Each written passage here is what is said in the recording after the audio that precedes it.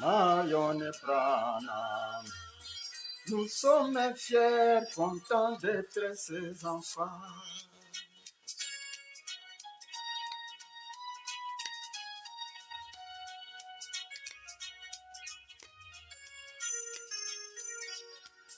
Ces enfants chéris ne craignent plus la mort.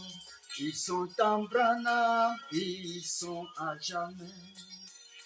Le ciel est clair, il n'y a plus de nuages. Branham dans mon cœur fait abonder la joie. Là-bas, Colorado, au sein de cette montagne, le roi des rois est à Paris. Son nom, c'est Branham, Marion Branham. Nous sommes fiers, contents d'être ses enfants. À Colorado, sur cette montagne, le roi des rois est à Paris. Son nom c'est Branham, Marion Branham. Mais nous sommes fiers, contents d'être ses enfants.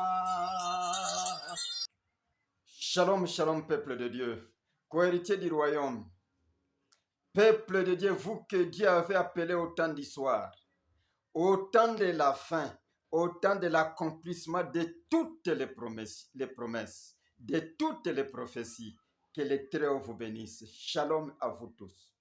Je suis le témoin de Branham, Roger Mirouho, qui rebondit encore une fois ce matin pour vous parler d'un petit sujet que j'intitule « Les mystères d'incarnation au temps de la fin ». Les mystères d'incarnation au temps de la fin, démontrés par le Seigneur Branham, Marion Branham. Les mystères de l'incarnation de Branham, Marion Branham au temps de la fin. Ça, c'est le simple sujet que je vais intituler, que je vais analyser dans 30 minutes. Je vous prie d'être attentif, écoutez toute la vidéo. Suivez l'audio et vous allez comprendre. Il y a un sujet que les gens ont fait des tabous. Les sujets tabous aujourd'hui existent. Les gens n'aiment pas qu'on leur parle de l'incarnation au temps de la fin.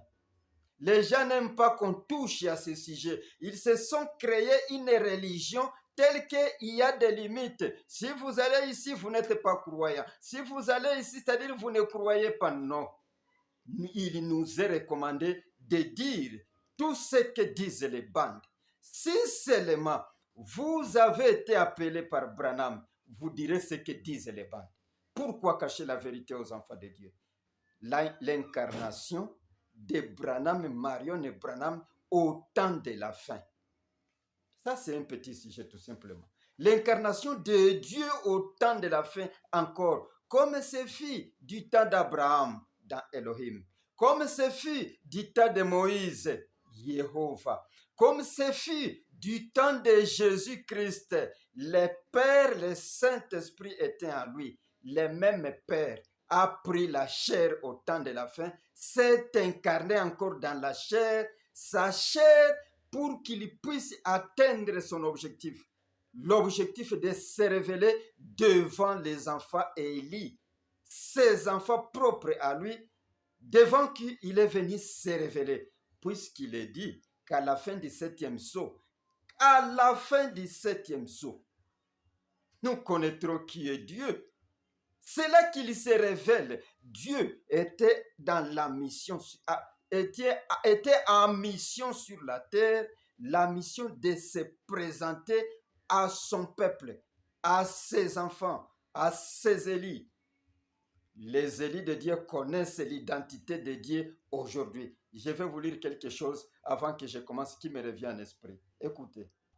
Je lis dans la dédicace d'une église pour comprendre ce que les élus ont connu au temps de la fin. Dieu. Écoutez ce que Branham dit. Il dit ceci, les révélateurs de la parole, ce qu'on ne connaissait pas est maintenant révélé au temps de la fin. à la voix du 7e sceau, le mystère de Dieu, ce que Dieu est caché, ce que Dieu s'est caché, il s'est présenté devant ce peuple au temps de la fin. Écoutez d'abord ceci. Mais Dieu est une personne. Dieu est une personne par conséquent. Il doit y avoir un lieu où il habite. Il est omniprésent à cause de son omniscience. Si donc il est partout, c'est parce qu'il est omniscient. Il connaît toutes choses. Si donc il connaît toutes choses, il sait ce qui se passe à chaque endroit. Mais Dieu lui-même habite à un endroit déterminé. Vous voyez, vous devez connaître Dieu. Il habite à un endroit déterminé. Et quand il parlait sur la terre, il habitait où? Il avait une demeure. Dieu doit habiter. Dieu doit habiter à un endroit déterminé. Quand il était sur la terre, pendant qu'il parlait, ce que je viens de lire ici, il avait une demeure. Il avait un endroit précis. Et non pas nous dire qu'il est dans chacun de vous, par-ci, par-là. Non, Dieu n'est pas un monstre. Il a un endroit déterminé. Je vais lire maintenant pour analyser mon petit sujet ici. Un sujet que les gens considèrent leurs limites, quoi. Ils ne veulent pas aller au-delà de ça. Ils ne veulent pas parler de ça plus tôt. Mais je suis obligé de le dire. Écoutez une chose. Écoutez la lecture ici, chers bien-aimés, co-héritiers du royaume céleste. Je lis dans Apocalypse chapitre 21. Je commence par le paragraphe premier, mais mon objectif, c'est le paragraphe 3. Je peux le lire pour ne pas être long. Et j'entendis du trône une voix qui disait, voici le tabernacle de Dieu avec les hommes. Le tabernacle, c'est une habitation. Voici le tabernacle de Dieu avec les hommes. Il habitera avec eux, et ils seront son peuple, et Dieu lui-même sera avec eux. Il essuiera toutes larmes de leurs yeux, et la mort ne sera plus. Il n'y aura plus ni deuil, ni cri, ni douleur, car les premières choses ont disparu. Le tabernacle de Dieu, c'est comme qui dirait, voici l'habitation de Dieu, voici la maison de Dieu. Et pour être bref, Salomon a construit une habitation de Dieu et Dieu est descendu y habiter. On pourrait dire à ce moment-là, voici l'endroit où Dieu habite. Il a une habitation. Et là, à l'époque de Salomon, après avoir dédicacé le temple, Dieu est descendu. Tout ce qu'on appelle Dieu est descendu tabernaclé dans cette maison-là, construite par les mains d'hommes. Et l'on pourrait dire, voici le tabernacle de Dieu. Lorsque la colonne de feu quitta cette maison, la colonne de feu a quitté cette maison pour aller tabernacler dans une maison homme. Pourquoi? Parce que la Bible dit, quelle maison me bâtirez-vous? Je vais un corps. Ça, ce n'est pas la leçon, mais je donne tout simplement en bref. Je vais un corps. La colonne de feu, quand ce corps a été présenté, la colonne de feu a quitté cette maison pour aller s'installer dans une autre maison qu'on appelle l'homme, Jésus. Cette colonne de feu est venue sous forme de la colombe jusqu'à se déposer sur son épaule. Cette colonne de feu est entrée en lui. Et Jésus disait, mon Père est à moi. Dieu a un endroit précis. Dieu a un lieu précis. Si vous cherchez Dieu, vous devez savoir où se trouve ce Dieu-là. Voilà le mystère de l'incarnation. Rien que cela.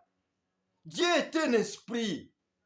Un esprit semblable à l'homme, mais un esprit qui s'incarne dans l'homme, chair. Écoutez bien aimés, la chair et le sang n'hériteront point les royaumes des cieux. C'est-à-dire, ce qui se trouve dans le ciel, ce n'est pas cette chair ici. C'est semblable à ça, mais ce n'est pas la chair du sang. Puisque la chair du sang et la chair, le corps du sang et la chair ne peut pas traverser les murs. Mais vous verrez un esprit semblable à un homme traverser les murs. C'est ça les caractéristiques de Jésus quand il était ressuscité. Des caractéristiques de Dieu quand il visitait Branham. Des sujets comme ça, les gens en font un tabou. Ils ne veulent pas passer pour montrer aux enfants de Dieu la réalité des choses. Je parle de l'incarnation au temps de la fin. L'incarnation du Dieu Tout-Puissant dans l'homme au temps de la fin. Voici le tabernacle de Dieu avec les hommes. Voici la maison de Dieu avec les hommes. Voici l'habitation de Dieu. Dieu a un lieu précis. À l'époque de Salomon, c'est un lieu précis. À l'époque de Jésus, un lieu précis. Aujourd'hui, Dieu a un lieu précis. Je lis encore un autre. Je lis dans les 6 bits de Gabriel à Daniel. Là, vous allez comprendre quelque chose. Je lis le paragraphe 115. Maintenant, voyons un peu. Est-ce qu'on a le temps de les voir? Le sixième but, c'est-à-dire le sixième objectif de Gabriel à Daniel. Qu'est-ce qu'il lui disait sixièmement? Le sixième, oindre le Très-Haut. Oh là là, voilà les points. La dernière chose qu'il doit faire, c'est quoi maintenant? Reprenons donc dans Daniel pour voir tout ce qu'il doit faire ici. 70 semaines. Qu'est-ce qui doit être accompli pendant cette période-là? Écoutez très bien. Ils ont été fixés sur ton peuple et ta ville sainte pour faire cesser les transgressions des gens, mettre fin au péché pour les gens, pour expier l'iniquité et amener la justice éternelle pour les Juifs, pour sceller la vision et la prophétie jusqu'au temps de la fin. Ça, c'est 5. 6. Et pour oindre les saints des saints. Voilà les 6 raisons de sa venue. 116. Maintenant, pour oindre les saints des saints, ce que je vais dire maintenant va peut-être sembler un peu étrange pendant un instant pour beaucoup d'entre vous qui êtes des enseignants, mais bon, attendez un petit instant, là de voir à quoi on en arrive. Attendons, voyons à quoi on en arrive. Il s'agit, 117, il s'agit ici de oindre non pas un homme. Jésus est déjà, oui, pas vrai?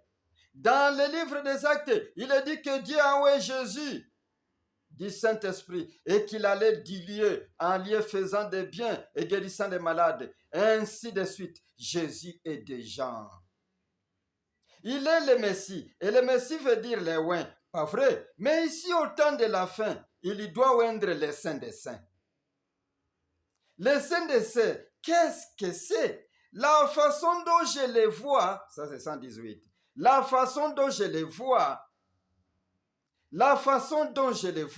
et je crois que je peux l'éprouver par l'écriture, c'est que oindre les saints des saints, ce sera le temple qui sera utilisé pendant le millénium. Maintenant, écoutez et vous verrez comment on en arrive là.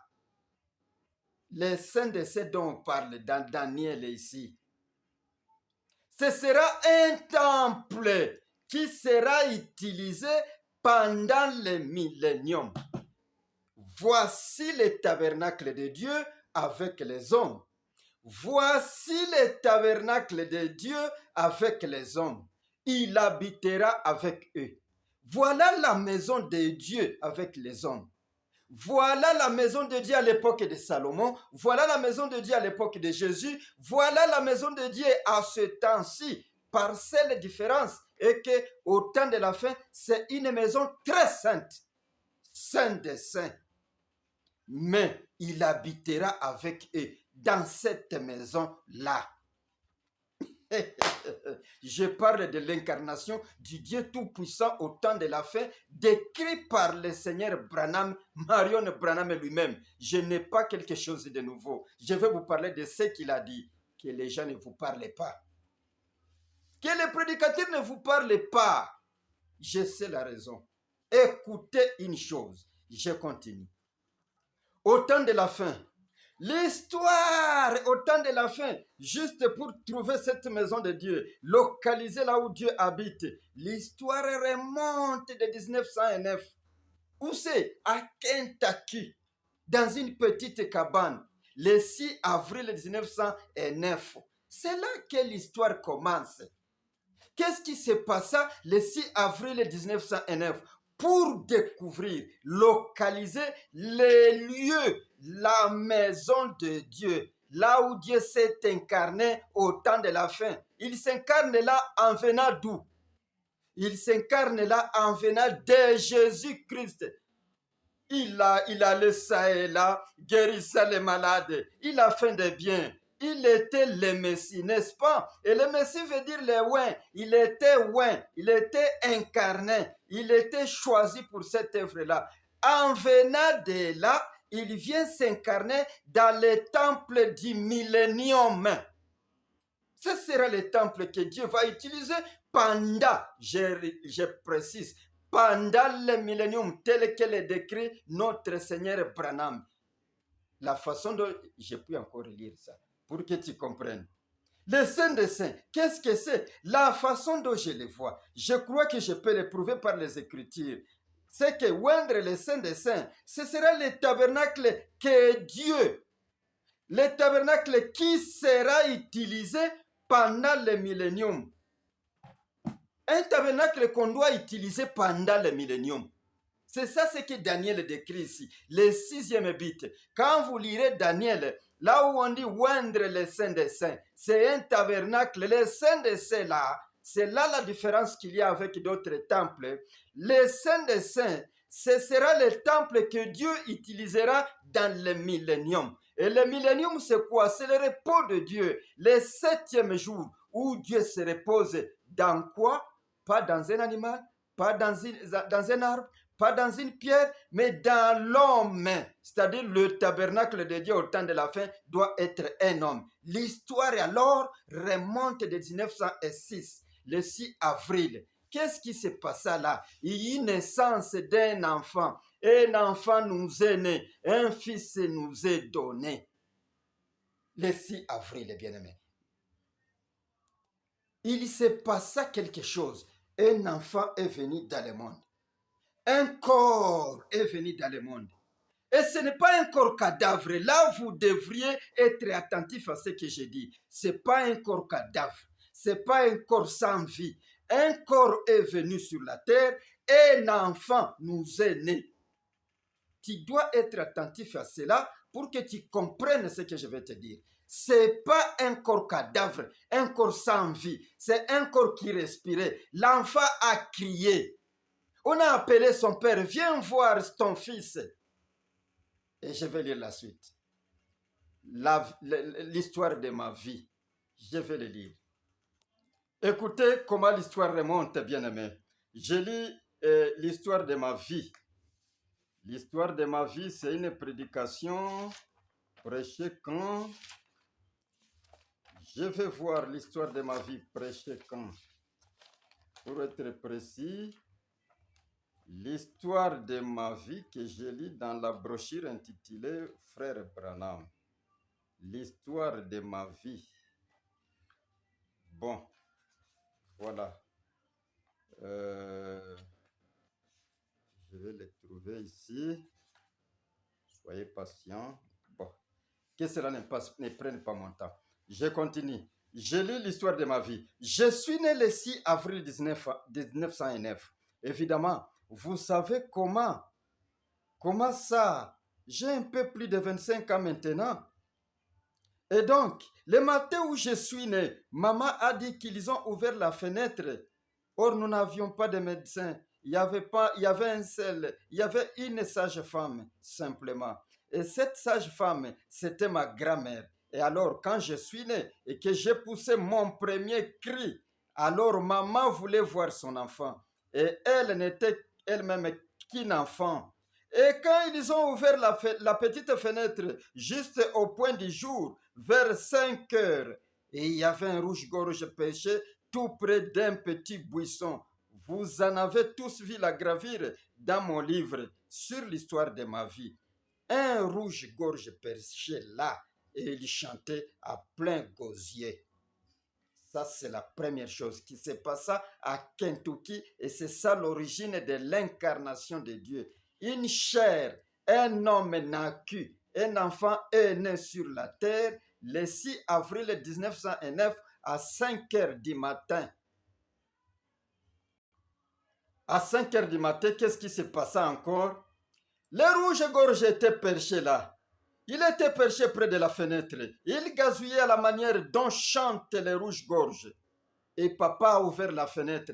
Et quand il a ouvert la petite porte-fenêtre, cette lumière que vous voyez sur la photo ici, cette lumière que vous voyez sur cette photo ici, est entrée par la fenêtre en tournoyant, selon le dire de ma mère, et elle s'est placée au-dessus du lit. Grand-maman ne savait quoi dire. Voilà des choses qui se sont passées à la naissance de ce corps ici, le corps William Marion Branham, selon que le papa et la maman se sont convenus pour l'appeler. Il y a eu la naissance d'un enfant, un enfant nous est né, un fils nous est donné. Et on l'appellera William Marion Branham. D'abord, c'est le papa qui dit, je l'appelle William Marion. La mère de compléter, elle dit, et il sera appelé William Marion Branham. Le papa a dit William Marion, tout simplement. La mère vient compléter en disant qu'il sera appelé William Marion Branham pour une raison, pour que ça sonne à distinguer, pour qu'il se distingue des autres. Voilà l'origine du nom, voilà la naissance de l'enfant qui sera le tabernacle de Dieu, qui est au milieu des hommes, où Dieu habite avec les gens. Une maison, Dieu n'habite plus des maisons faites de mains d'hommes. Dieu habite les corps. Et pas un corps cadavre, un corps qui respire. L'enfant a crié. L'enfant était né, il a crié, on a ouvert la fenêtre pour voir l'enfant, le rouge-gorge a perché et il chantait à plein gosier à la manière de rouge-gorge. Quand on a ouvert la fenêtre, cette lumière que vous voyez sur cette photo ici est entrée en tourbillonnant, selon les dires de ma mère, comme une vie en émanée, bien sûr. Écoutez ce que je vais te dire. À combien de minutes cette lumière est entrée? À combien de minutes? Écoutez, je dis que je vais citer tout simplement le Seigneur. À combien de minutes cette colonne de feu est entrée dans la maison? Évidemment, Ella Broy n'a pas donné naissance à la colonne de feu. Ella Broy a donné naissance à un fils. Elle n'a pas donné naissance à la colonne de feu. La colonne de feu est venue 3 minutes après. Il va le confirmer lui-même. Paragraphe 22, la colonne de feu. Prêché le 9-5-1953. Eh bien, Dieu conduit son église aujourd'hui. Eh bien, sur les chemins. Eh bien, sur les chemins. Eh bien, à ma naissance, alors que j'étais un tout petit garçon, ma mère m'a dit que quand j'avais environ 3 minutes, je suis né dans une famille qui ne fréquentait pas l'église. Elle a des origines catholiques, mais il ne fréquentait jamais l'église. À ce moment-là, ils ont ouvert la porte de la cabane, là dans la montagne, la vieille porte. Ce n'était pas une fenêtre, c'était une petite porte qu'on poussait.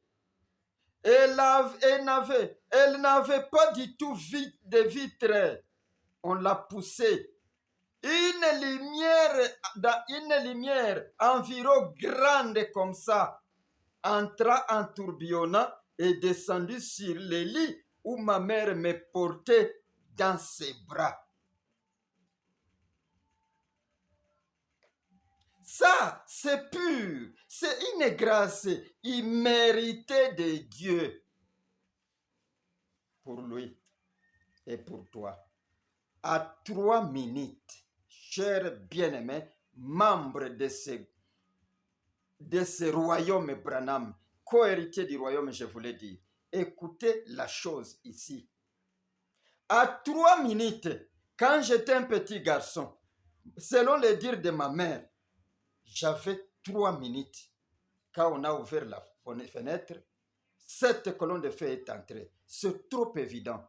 Bien-aimé, ne dites jamais que Ella Broy a donné naissance à une colonne de feu. Ella Broy n'a pas donné naissance à Dieu. Sinon, vous passerez par le culte de Marie et son fils.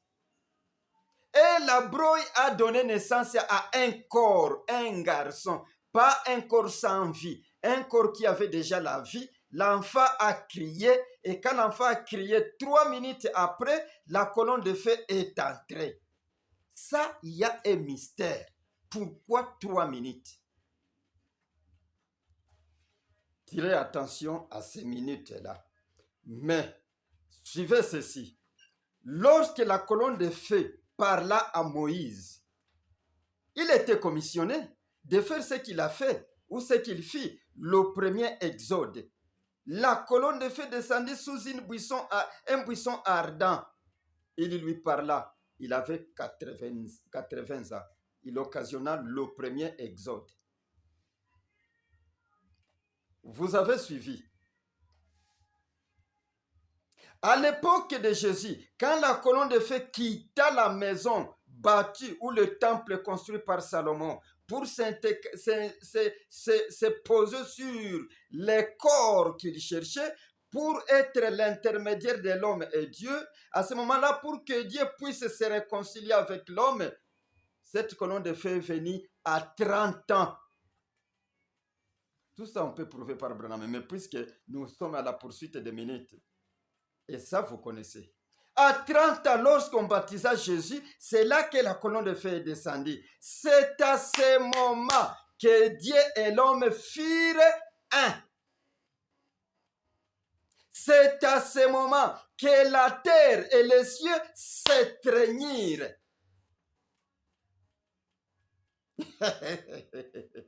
Avec Moïse, il a fallu attendre 80 ans, beaucoup d'années.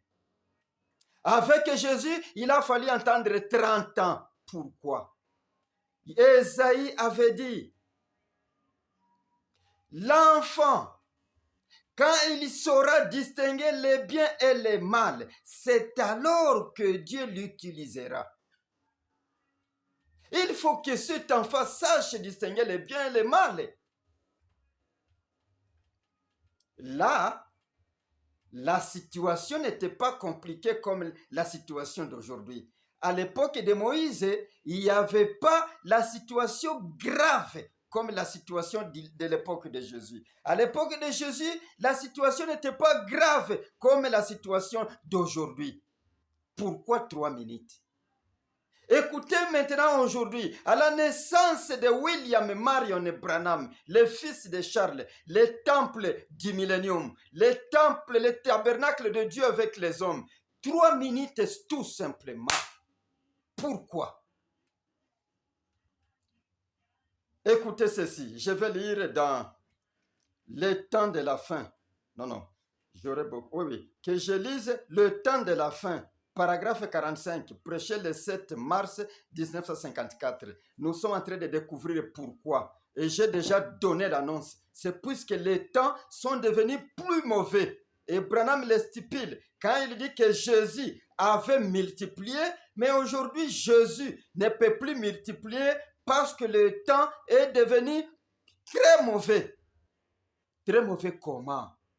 Très mauvais parce que le diable a tout déjà copié de Dieu, sauf la création. Il connaît multiplier. Dieu ne peut plus multiplier aujourd'hui. Le diable connaît séduire les serviteurs de Dieu. Le diable, à ce moment-là, à l'époque de Moïse, il n'avait pas beaucoup appris de Dieu. Il existait, mais il n'avait pas beaucoup appris de Dieu. Et vous verrez que c'est là qu'a commencé les Jannes et Jambres, puisque Moïse était apparu. Les imitateurs des ministères. À l'époque de Jésus, ces imitateurs de ministère existaient déjà. C'est pourquoi il y a eu des faux Jésus qui allèrent avec les gens dans le désert. Mais il n'y avait pas encore l'expérience de Dieu de multiplier. Dieu a multiplié et cela a réussi. Cela a montré qu'il est le Dieu Tout-Puissant parce que le diable n'avait pas encore copié cela. Les copistes n'avaient pas encore appris cela. Mais aujourd'hui, Dieu ne peut plus multiplier. L'état est mauvais. Pourquoi? Il faut qu'il crée par la parole. C'est que le diable ne fera point, n'osera jamais copier. C'est un secret absolu pour Dieu. Et alors, pourquoi les 3 minutes? Les 3 minutes aujourd'hui, parce que l'état est mauvais. Il faut que Dieu soit clairvoyant et prévoyant. Il faut qu'il assume le rôle de la protection de son corps. Je vais le prouver par Branham. Écoutez le temps présent. Je vais lire le paragraphe 45, prêché le 7 mai 1954. Je prends le paragraphe 45, l'alinéa B. Vous parlez toujours du monde devenu mauvais. Combien le monde est devenu méchant? C'est vrai. Mais regardez comment l'Église devient de plus en plus glorieuse tout le temps. Nous remarquons, nous manquons de regarder de ce côté-là. Jésus a dit, laissez-les croître ensemble, alors que le monde devient de plus en plus méchant. L'Église devient de plus en plus puissant tout le temps. Quand l'ennemi vient comme un fleuve, l'Esprit de Dieu élèvera un étendard contre cela. Alléluia, avançons, gloire, les vents soufflent, déployez vos ailes, alléluia, avancez droit en face de la tempête. De quoi vous souciez-vous? L'ennemi fait ses tactiques, Dieu contre-attaque comme ceci. Au temps de la fin, le monde est devenu plus mauvais, plus méchant. Alors, Dieu change de tactique. Dieu assume une fonction protectrice pour l'Église. C'est ça ce que je voulais dire. Je descends, je ne vais pas tarder là-dedans. Écoutez, je lis dans l'union invisible de l'épouse de Christ, prêché le 25 novembre 1965. Je lis la publication Shekinah. Je lis le paragraphe 295. Écoutez ceci. Pendant que le cœur chante doucement, je vais prier pour ceux qui sont ici en bas. Je suis un chrétien très original. Je crois que Dieu doit donner le salut et je crois que Dieu doit planter la parole. Vous avez suivi la lecture. Je crois que Dieu doit planter la parole. Et Dieu a planté la parole au temps de la fin. Quand Dieu plante la parole, qu'est-ce qu'il fait? Dieu ne l'abandonne pas. Juste quand il plante la parole, dans un temps mauvais, Dieu ne l'abandonne pas. Je continue la lecture. Moi l'Éternel, comme le dit la Bible dans Ésaïe, moi l'Éternel, j'ai planté, je l'arroserai jour et nuit, de crainte que quelqu'un ne l'arrache des mains. Je pense que cela suffit. L'Éternel a planté la parole dans un temps très mauvais, au temps de la fin. L'Éternel craint qu'on l'arrache de ses mains. Qu'est-ce qu'il fait? Il arrose, il surveille jour et nuit.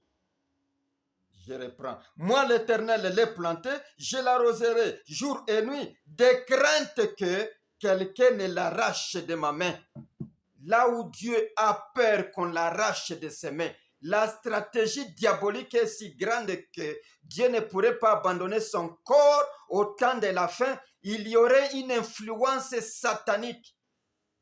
Il l'a protégé, il l'a arrosé, de crainte que quelqu'un ne l'arrache de ses mains. Voilà ce qui s'est passé. Pourquoi les 3 minutes? L'enfant crie. Dieu réalise que alors il est sur la terre. Qu'est-ce qu'il faut? Je n'envoie pas un ange pour les protéger. Je n'envoie pas qui que ce soit. Michael, cette fois-là, même si tu combats un grand combat, tu ne le sauras pas. C'est au temps de la fin. Michael, même si tu connais combattre, je ne te laisse pas aller les protéger. C'est pas comme Jésus, c'est pas comme Moïse. Aujourd'hui, c'est un lieu très saint. Et c'est un lieu qui ne doit pas être essuyé, puisque c'est un lieu que j'utiliserai. Je dois les protéger. Un lieu saint. Et vous me disiez peut-être dans vos cœurs là, un lieu très saint. Vous avez dit que c'est le Très-Haut lui-même. Oui, bien sûr, c'est le Très-Haut lui-même qui vient habiter dès sa naissance. Un lieu très saint. Ne fume pas, ne bois pas, ne commets point d'adultère, ne suis jamais ton corps d'aucune manière. Pourquoi? Cela a commencé au bas âge. Après 3 minutes, il faut qu'il supporte, il faut qu'il protège, il faut qu'il supporte tous les coups d'être sur la terre pour surveiller son corps. Ne fume pas, ne bois pas, ne suis jamais ton corps, parce que ce corps ici, je l'utiliserai. Voilà comment il a arrosé, il a planté, il a arrosé, il a surveillé de peur qu'on l'arrache de ses mains. La séduction est si grande au temps de la fin que si Dieu l'abandonnait comme il avait abandonné Jésus jusqu'à 30 ans pour qu'il ait l'intelligence, alors le diable l'aurait influencé. Voilà pourquoi il a poursuivi par même des voix audibles, les houches, pour que le diable ne l'influence pas par le boisson, pour que le diable ne l'influence pas par l'adultère, pour que le diable ne l'influence pas par toutes sortes de souillures. Il fallait qu'il l'arrose, qu'il protège. Voilà la présence de 3 minutes, bien-aimés. Je sais que les référents ne vous disent pas la réalité, puisqu'ils connaissent que Dieu est venu. Mais comment Dieu est venu? Dieu est un esprit. À la prochaine occasion, je vous parlerai comment Dieu est esprit et en tant qu'esprit, il pèse. Il a une masse qu'il pèse. Il a la façon dont il est constitué. Il a les cheveux qui tombent derrière son dos. Il est un esprit, l'ange de l'Éternel. Mais cet ange de l'Éternel est venu tabernacler, s'est présenté sous la forme de la colonne de feu, comme il s'est présenté à l'époque de Moïse sous la forme de la colonne de feu, et il a dit à Moïse, je serai avec toi. Il a dit à Jésus, je suis avec toi. Et Jésus disait, je ne fais rien sans que le Père ne me le montre. Au temps de la fin, il apparaît 3 minutes après. L'enfant a crié, 3 minutes après, selon les dires de sa mère. Moi, je crois ce qui vient de la bouche de Branham. Alors, pourquoi? Pour que les houches continuent à protéger l'enfant. Pour que ça se réalise, c'est que David avait prophétisé. Je l'arroserai, je le protégerai, je l'arroserai, de peur qu'on l'arrache de ses mains, de mes mains. Je continue.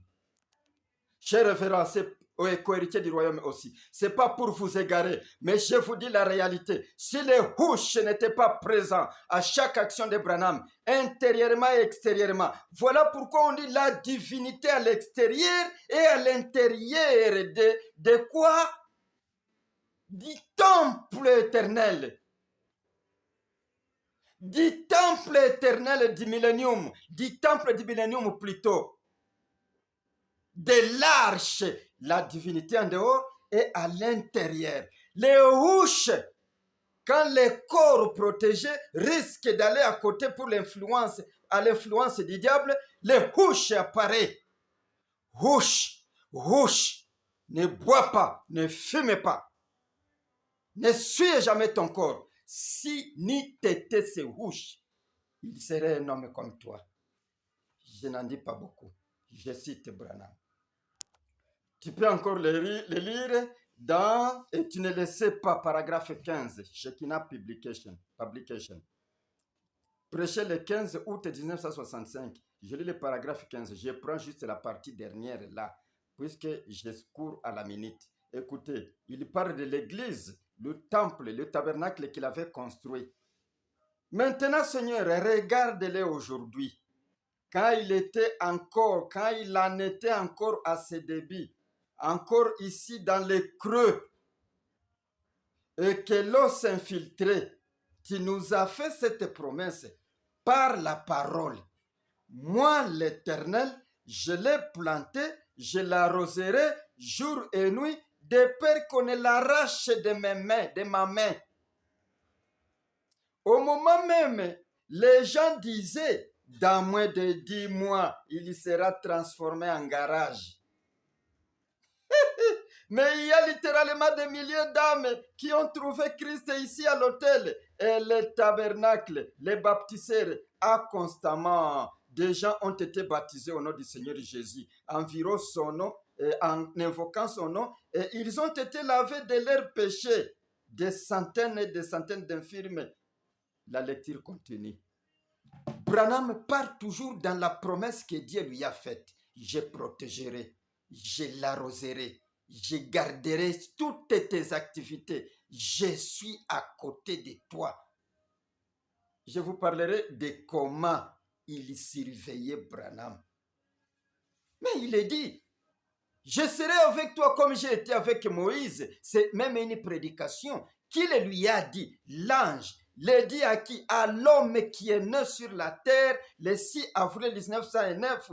L'homme, le tabernacle éternel. Dieu n'a pas besoin de maisons en marbre. Il a besoin de l'homme. L'incarnation temps de la fin. Par Branham. Marion Branham. Le sujet tabou, moi je l'aborde. L'incarnation au temps de la fin.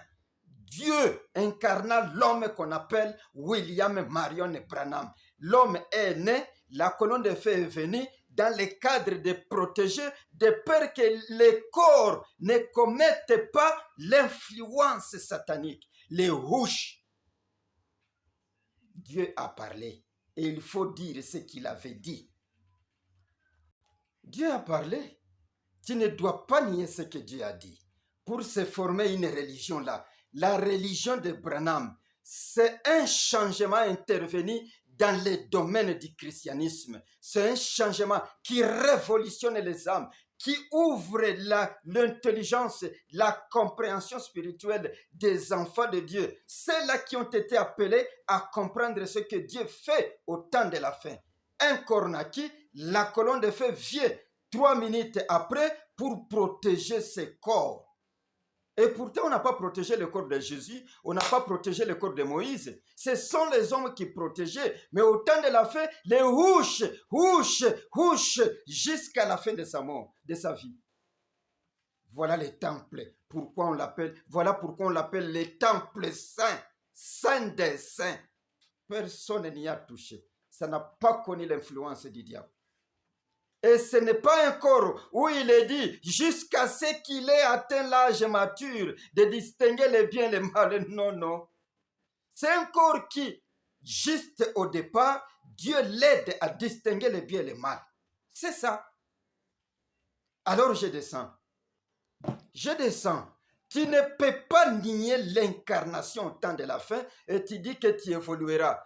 Nous serons là, les témoins de Branham vont toujours prêcher ce message d'incarnation pour révolutionner les enfants de Dieu, leur montrer ce que Dieu a fait au temps de la fin. Voilà pourquoi nous avons été appelés. Et pas cacher ça pour ceci, en fait que tu fignoles ta religion. Ce n'est pas ça. Dieu a été dans la chair humaine. Je le lis par Branham.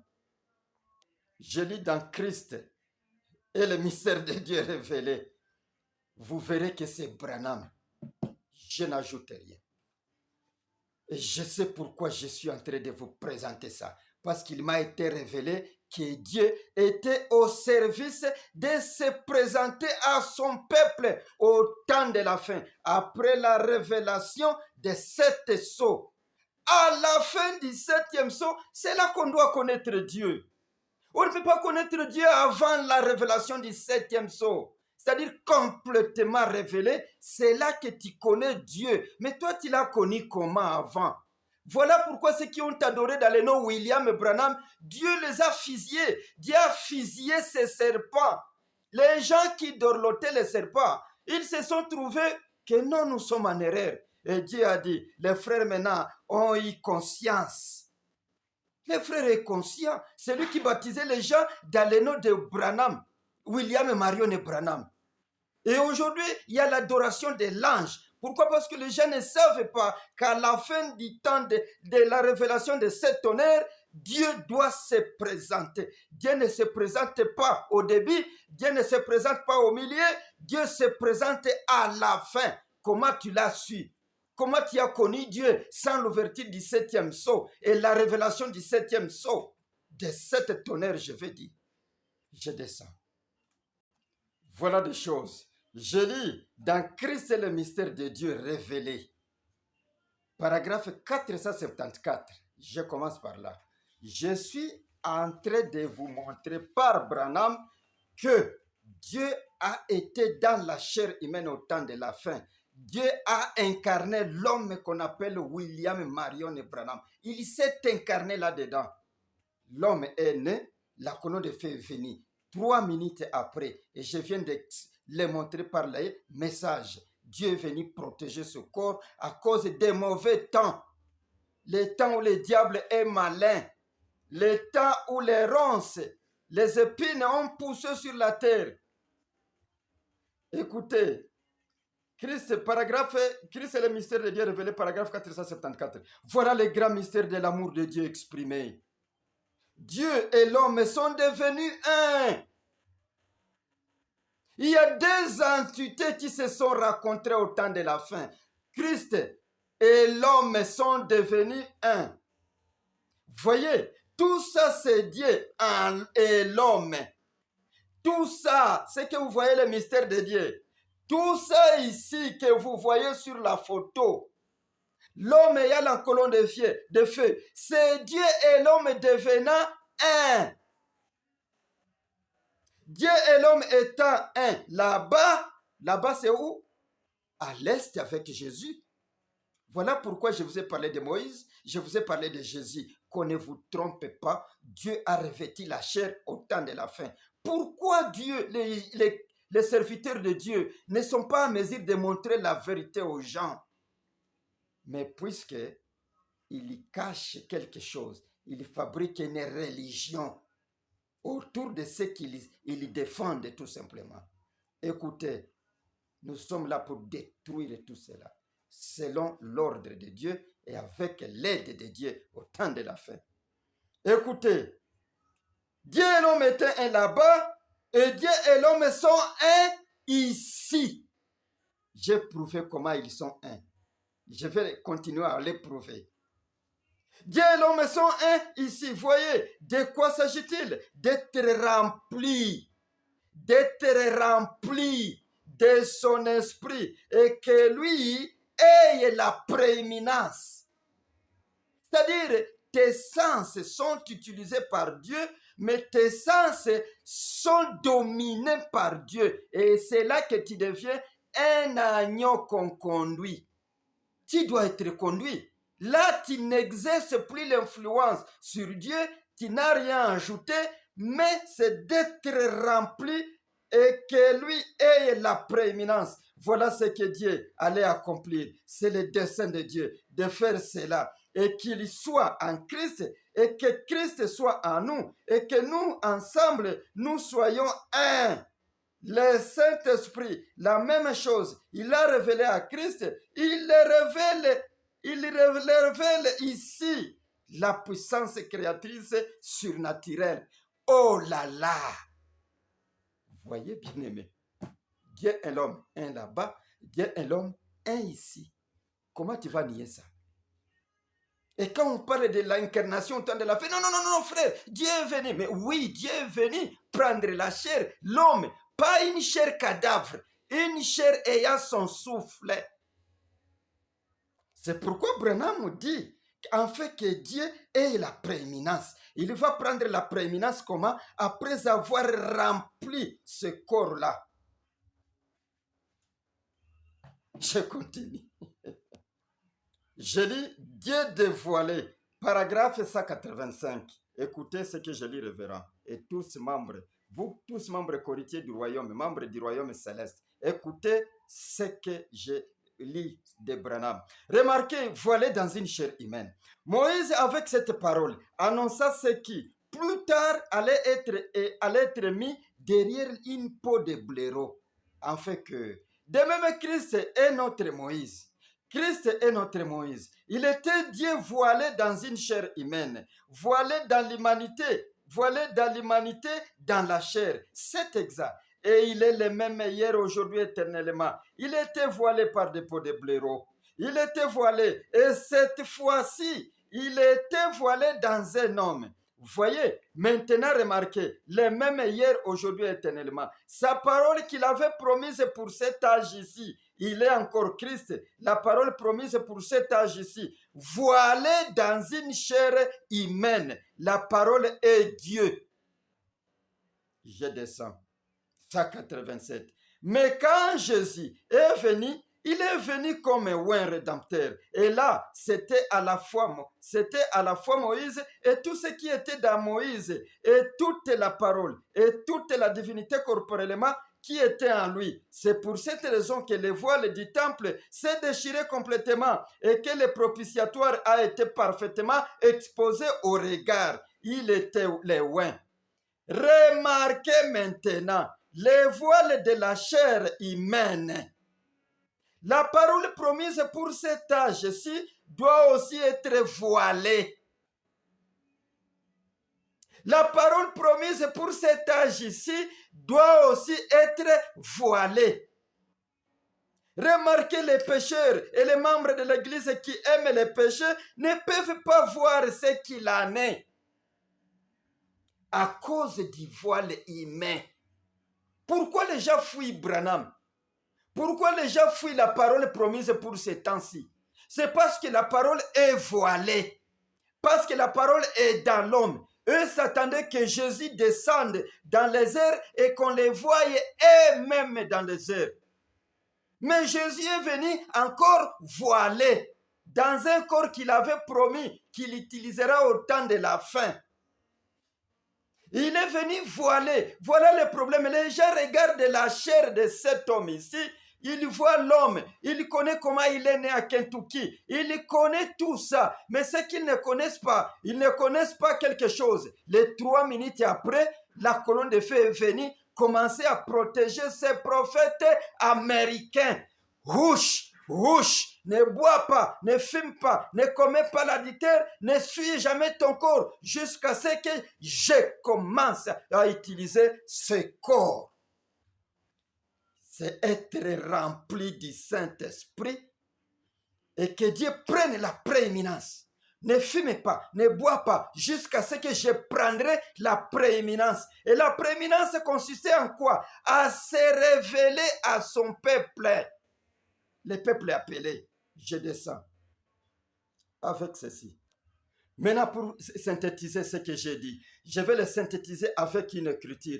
N'ayez pas peur de dire que Dieu est incarné dans la chair au temps de la fin, comme il le fit au temps de Jésus, comme il le fit au temps de Moïse. À l'exception aujourd'hui est que le temple de millénium, où Dieu s'assoit pour se reposer et pour parler à ses enfants, se révéler à ses enfants, leur donner son nom, ce temple est très saint. Et très saint pourquoi? Parce que Dieu est venu, il a planté, il doit arroser, il doit protéger de peur que l'influence du diable ne touche ce corps que vous voyez ici.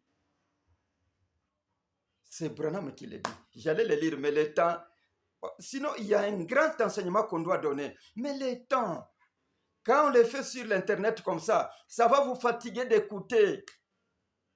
Mais dans des églises, on enseigne des choses. Et des choses qu'on enseigne, ce sont des choses qui cherchent à protéger une fois déjà introduites. Mais ils ne sont pas là pour réveiller le peuple de Dieu. Écoutez ce qui s'est passé au temps de la fin. Ce qui s'est passé là-bas, les 3 minutes après. Jusqu'à ce que j'utiliserai ce corps ici. Ce sont des entités qui se sont rencontrées, des entités. Il y a l'ange de l'Éternel qui est venu, l'ange de l'Éternel qui a tabernaclé, l'ange de l'Éternel qui a commencé dès le bas âge à protéger son corps, le corps qu'il va utiliser pendant le millénium. Branham vient de le préciser. Et après le millénium, écoutez, le millénium, c'est le temps où Dieu se repose dans l'homme. Écoutez, on continue ceci. Ce qui s'est passé, c'est quoi? Il y a eu des entités qui se sont rencontrées ici sur la terre. C'est pourquoi Apocalypse 10, 1 jusqu'à 6. C'est quoi? Il y a Apocalypse 10, 1 jusqu'à 6 et il y a Apocalypse 10, 1 jusqu'à 7. Des entités. L'un descend, rencontre l'autre sur la terre.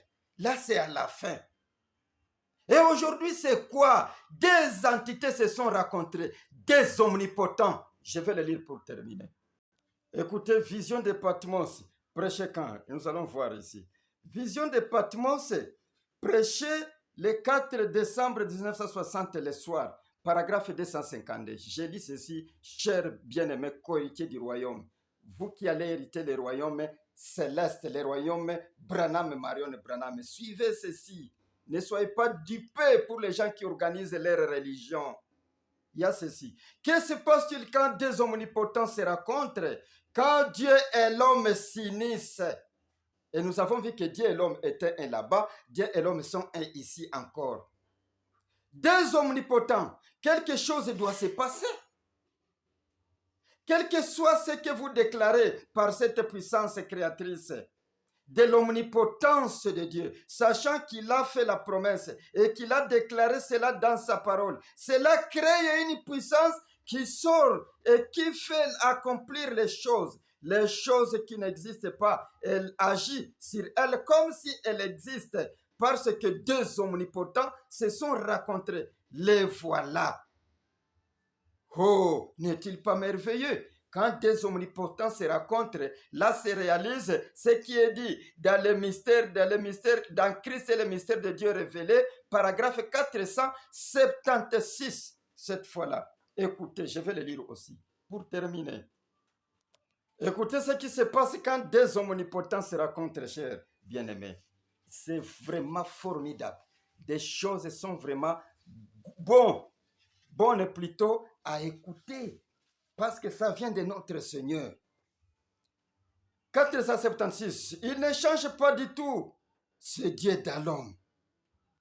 Quand des omnipotents se rencontrent, c'est Dieu dans l'homme. C'est sa manifestation. C'est ce qu'il est en train de se révéler. C'est ce qu'il essaie de faire. Et la parole même de Dieu révèle cela. La parole même de Dieu révèle cela. Ce que Dieu a utilisé, l'homme que Dieu utilise, il révèle cela. Cela montre que l'homme ne peut pas créer. Dieu est le créateur, alors ce n'est plus l'homme. Ce n'est plus l'homme, alors ce n'est plus l'homme. C'est Dieu le créateur dans l'homme. C'est-à-dire son église maintenant. Amen. Et son église, paragraphe 491. L'église, c'est une seule personne parmi tant d'autres. L'église, c'est celui-ci, l'homme ici derrière moi, parmi tant d'autres, au temps de la fin, qui est le temple de millénium. C'est pourquoi on lui a posé la question. Où est le millénium? Tu ne connais pas le millénium, mais pourtant tu es Branham. Tu t'appelles Branham et tu ne connais pas le millénium. Ça aussi, on aura le temps de le voir. Maintenant, écoutez, quand des omnipotents se rencontrent, il y a la création. Et ce n'est pas l'homme terrestre, la chair de Méda. Et elle qui créait, c'est Dieu qui créait dans l'homme William Marion Branham. C'est pourquoi il disait souvent, j'ai entendu la voix me dire, parle, prononce ta parole. Et tu verras la chose se réaliser. Il fallait que cet homme ici derrière moi, le temple de l'Éternel, ait la foi, accepte ce que Dieu lui recommande de faire pour qu'il crée. C'est Dieu qui crée dans l'homme. C'est ce qu'il dit. Vous n'avez pas échappé à cette citation. C'est ça la réalité. L'homme et Dieu sont devenus un. Qu'est-ce que Dieu cherchait? Je vous dis que la prochaine occasion, la suite même aujourd'hui, je vais vous parler de comment Dieu était en train de protéger, était en train de conduire l'homme William Marion Branham pour réussir sa mission. Quelle était la mission de Dieu? De se révéler à son peuple. L'identité de Dieu doit être connue à son peuple choisi au temps de la fin. Et l'identité de Dieu est connue au temps de la fin. Quand Branham donna l'identité de Dieu, il a dit, le nom est là. Branham Marion Branham. Ne passez pas par William Marion Branham. Ne passez pas par William Branham. Ne passez pas par Bill. Le nom est déjà donné. Branham Marion Branham. Il vous dit, vous n'avez pas une promesse d'être exaucé si vous ne passez pas par ces noms. Dieu était au service, en fait qu'il se révèle au temps de la fin. Ne prenez pas un nom substitut, un nom tierce. Dieu était au service ici sur la terre, pas au service de la mort comme la première venue. Il était au service de se présenter à son peuple. Voilà pourquoi il a revêtu un corps appelé William Marion Branham, selon son père. Voilà pourquoi il a revêtu un corps et qu'à la fin, et pas un corps cadavre, un corps qui a ses sens, un corps William Marion Branham, et à la fin il lui dit, ton nom, je te donne maintenant ton nom. J'avais une mission de donner les noms à l'église et c'est toi qui représentes l'église. Ton nom est inscrit partout là. Va annoncer cela à tes frères. C'est ce qui s'est passé. C'est ça l'incarnation. Et l'objectif de l'incarnation au temps de la fin, c'était que les deux omnipotents puissent être un, comme le temps de Jésus. Et alors, ces deux omnipotences-là laissent les noms de l'Éternel. Les vrais croyants adoreront Dieu en esprit et en vérité. N'est-ce pas ce que Jésus avait dit? Au temps de la fin, l'heure vient où les vrais croyants, les vrais témoins de Branham adoreront Dieu en esprit et en vérité. Pas adorer Dieu en William Branham, pas adorer Dieu en William Marion Branham, mais c'est le nom de l'ange. Ne m'adore pas. C'est ce qu'il a dit. Ne m'adore pas. Je suis l'un de tes compagnons de service, un prophète. Je te montre Dieu. Et au temps de la fin, il nous montre le nom de Dieu. Adore Dieu. Adore Dieu. Il s'appelle Branham Marion Branham. Adore Dieu. Bien-aimé, adore Dieu. Il s'appelle Branham Marion Branham. Il a créé dans ce corps ici qu'il a revêtu. Il a créé dans le corps William Marion Branham. Il a fait tout. Il a discerné. Il a porté la casquette et la colonne de feu. Comme il fit à l'époque de Dieu, de Jésus, il est encore aujourd'hui, mais par différence. Il est le Saint des Saints. Le corps est le Saint des Saints parce qu'il a été protégé par les ouches. Je l'ai planté, je l'arroserai, de sorte qu'on l'arrache de mes mains au temps de la fin où la séduction est grande. Ne fume pas, ne bois pas, ne commets pas l'adultère, ne suis jamais ton corps. Car ce corps ici, il aura une œuvre à accomplir au temps de la fin. Voilà le mystère de Dieu. Dieu et l'homme étaient un là-bas, Dieu et l'homme sont un ici. C'était le témoin de Branham au Rwanda, Roger Miruho. Je réponds au numéro de téléphone 0788845249. Ou tu mets maintenant, là tu feras quoi? Tu mettras les codes du pays, plus 250. Que l'Éternel vous bénisse pour l'écoute de cette une heure que vous allez accorder. C'est pour ton bien. L'évangile du troisième poule, c'est révolutionner les gens, les enfants de Dieu. Un changement introduit dans le domaine chrétien. Vous devez accepter le changement.